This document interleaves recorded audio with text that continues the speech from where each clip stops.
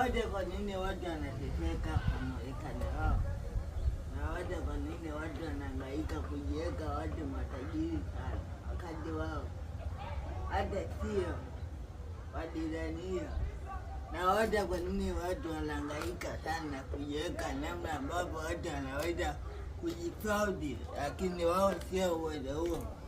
Wanaiweka kuwa matajiri wakubwa, wanaiweka katika namna ambayo wakiishi wao wanaonekana wamejipata, lakini hata wajijipata.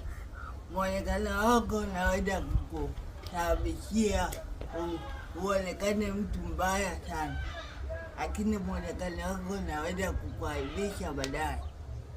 Hiyo mwonekano mzuri unaweza kukudefine wewe kuwa mzuri, kwa sababu utakuwa na uwezo